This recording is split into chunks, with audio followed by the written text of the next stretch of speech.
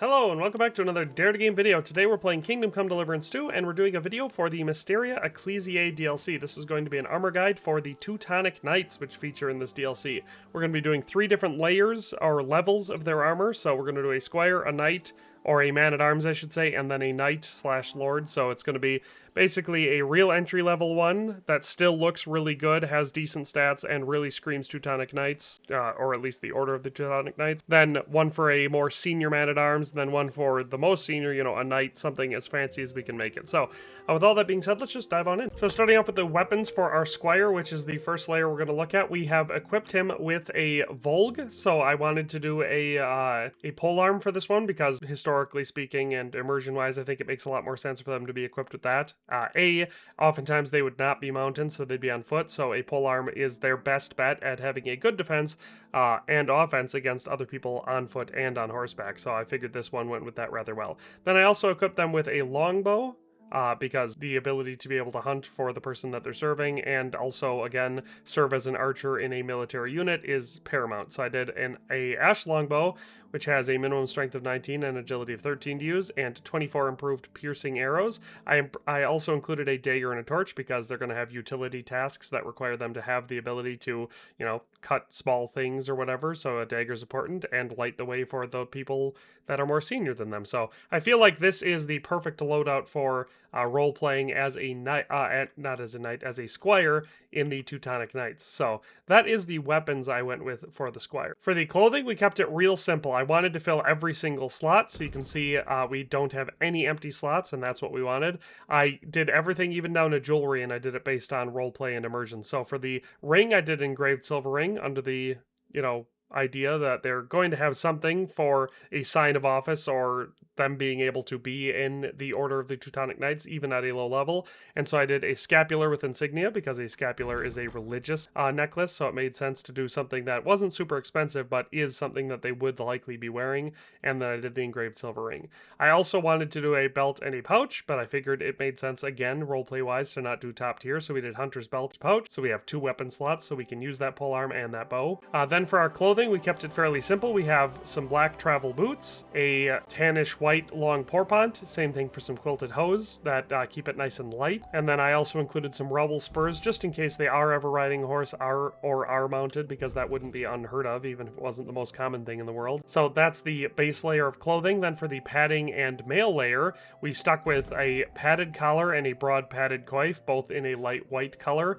I did this because, again, we're keeping this suit to be very, very cost effective, but still keeping armor value nice and high, and these work very well for that because they're extremely cheap, easy to maintain, don't make any extra noise, aren't very heavy, and still offer protect. But we did include a hauberk, a long hauberk for the chainmail. That's the one aspect where top tier makes sense on this, because mail armor would have been, the most basic type of armor that anyone in an order like this would have been equipped. So that's why we went with that. Then once we get up to the plate armor, we have fairly simple stuff across the board. Our helmet is the spined kettle hat because I felt like appearance-wise it looked really good with the suit of armor, and again, it's a very effective helmet for a low cost and maintenance, or at least as low as we could.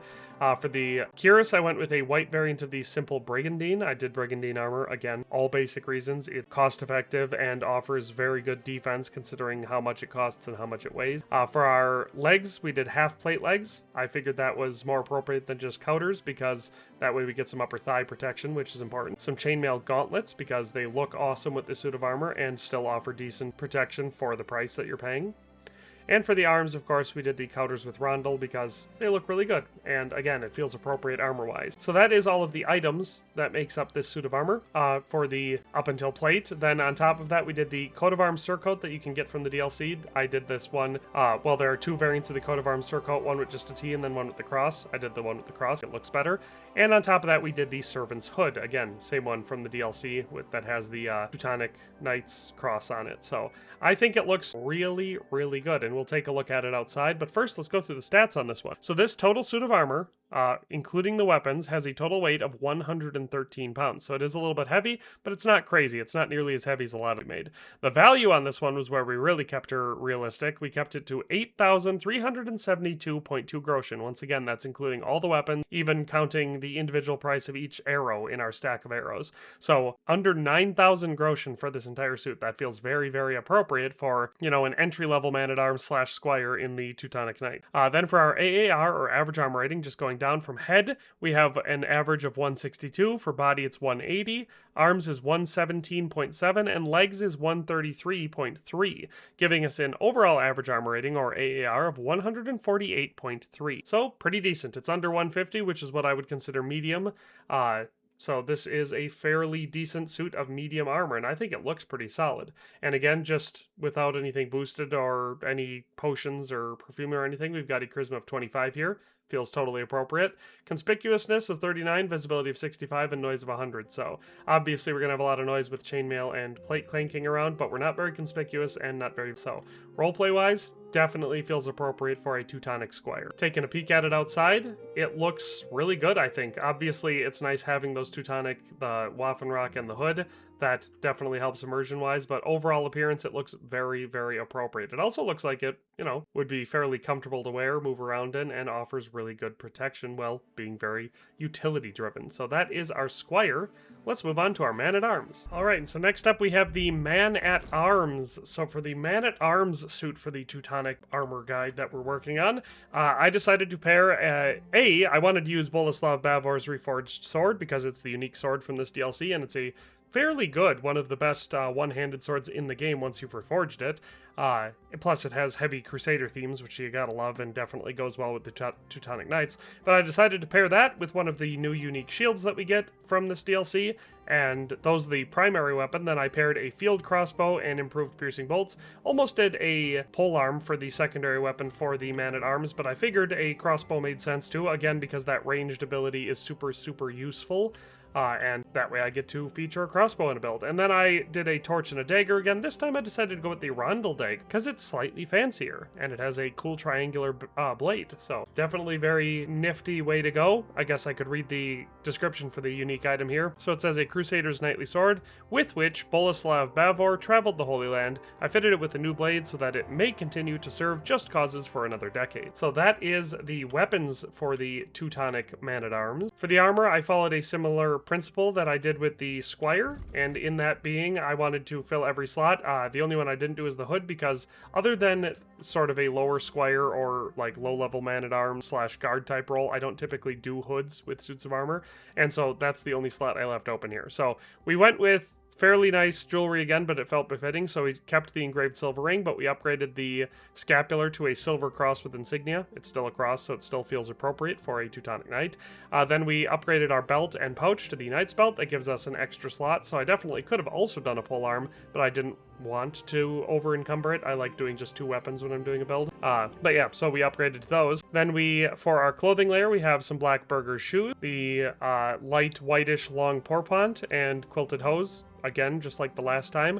Then we upgraded our spurs to the Hungarian spurs, gives us a little bit more charisma, but utility is about the same. And then moving on to our padding and mail layer, this time we went with all mail, so we have the mail collar, and I went with the one with the little white band around it. The mail coif, same thing, wanted the little white band. And the hauberk long we kept the same from our first one, so that's the best chainmail that you can get in this game. Then let's moving up to the plate. We kept it real simple. This is my basic go-to nondescript, non-specific, but still nice looking and high quality armor set. So I did the Kastenbrust, plate knight sleeves, hourglass gauntlets, Bavarian plate legs, and the bassinet with aventail. So it gives us an open-faced bassinet suit of armor look, but like I said, it's a very good suit of armor, but none of it is over, assuming there's no ornamentation. None of it looks overly fancy or super expensive. I can take the Waffenrock off just to show you what it looks like. Like I said, it is a basic suit of knight's armor that I use pretty frequently in Kingdom Come Deliverance too, when I'm trying to roleplay as, you know, this sort of nondescript, non-assuming, but still well-armored knight. So that is what it looks like as the plate armor, and I think you'll agree it's a pretty solid suit of armor. Of course, if we put our ornate Waffenrock on from the DLC, then we, of course, make it into a Teutonic Knight. So, you know, that's really all that makes it unique and special in the Teutonic Order. So as far as stats go on this one, we have a total weight of 117.5 pounds, so just a couple pounds heavier than our Squire suit of armor. Our value is 14,991.8 groschen, so that's almost double what the value of the last one was. So significantly higher, and that makes sense for prestige because this is a seniority boost. You could call it a man-at-arms, you could call it a sergeant, do whatever you want. That's the role that this one is filling. Then for our armor value, just moving down the row, for the head we have an average of 177.7. For body it is 191. For arms it's 182.7, and for legs it's 141.3, giving us an overall average armor rating, or AAR, of 173.2. So it has now bumped above what I would consider high-end medium. We've now moved into light heavy. So this is a good rating for a solid knight slash unassuming man-at-arms that, you know, maybe isn't super wealthy, but definitely has accomplished themselves. So that is the level that I wanted to attain here, and we hit it perfect. As far as the appearance, like I said, I think you'll agree it looks pretty solid as far as a suit of armor goes. Boleslav Bavor's sword is pretty cool. It's got Crusader ornamentation. I'll pull it out to show you that we've got a cool inscription on the blade, but we have our green scabbard. Then, of course, the shield itself has the very basic white field with a black cross on it, which I think matches quite well.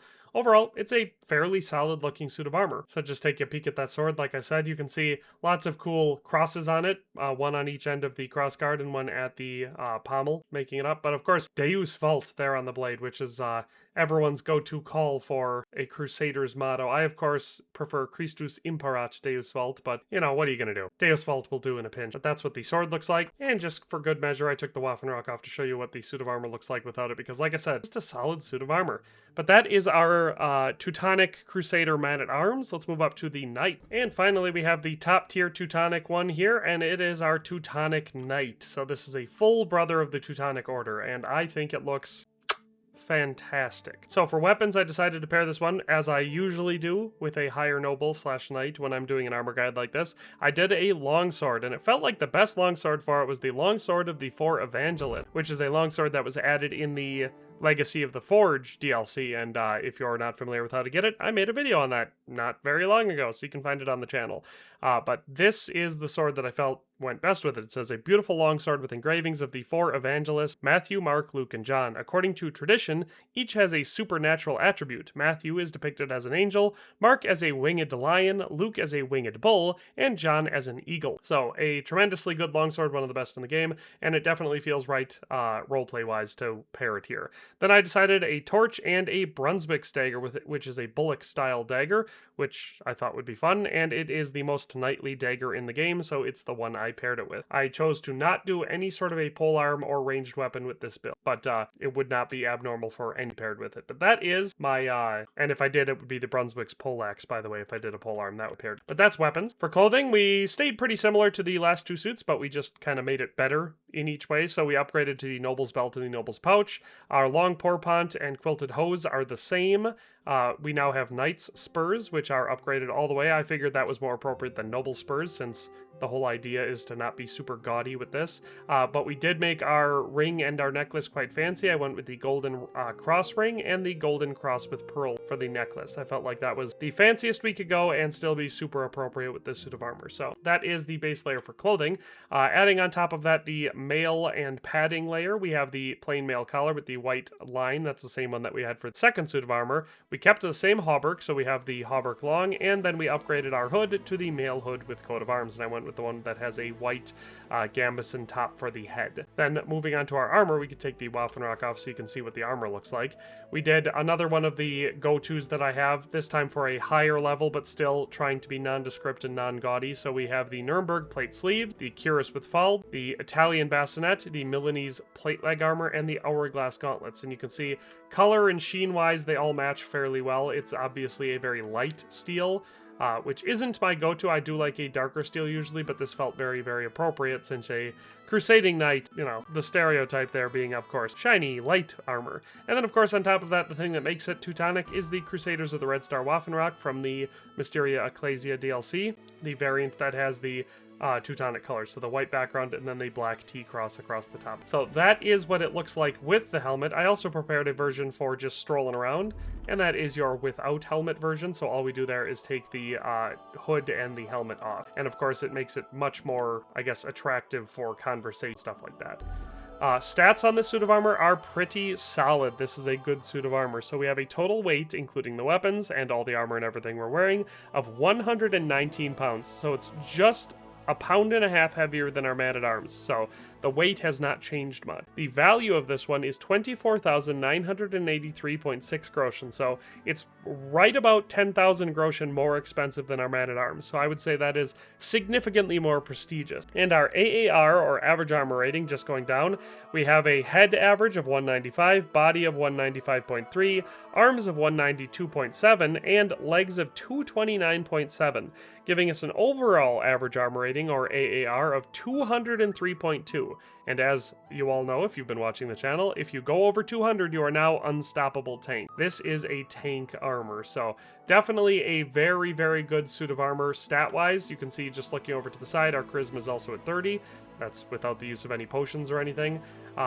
Of course, noise, visibility, and conspicuousness are all relatively high, but that's what happens when you're wearing a full suit of high-level plate armor. So, let's take a look at it. Just looking at it from the outside, you can see, like I said, it is a fairly solid suit of armor. We've got mostly pretty well-matched armor. Like I said, all of the sheen for it looks normal. We don't have any gold or brass trim anywhere, making it look fancier than it should. The longsword of the 4 evangelists being by far the fanciest thing we have in this suit of armor. But once again, you can see, represent, we got a cross in the pommel. Scabbard look just overly decorative. I absolutely love the way the sword looks. It's awesome. That is what it looks like with the helmet up. That's what we look like with the helmet down. And then that is what we look like with our just out and about walking, you know, non-combat version of suit of armor. So no hood and no helmet. So overall, like I said, I think tremendously good looking suit of armor. Looks great. Stats are amazing. That is our Teutonic Knight. So I hope you enjoyed this video. If you have any comments, questions, concerns, recommendations, anything like that, definitely leave them in the comment section below. But if not, that's all for today,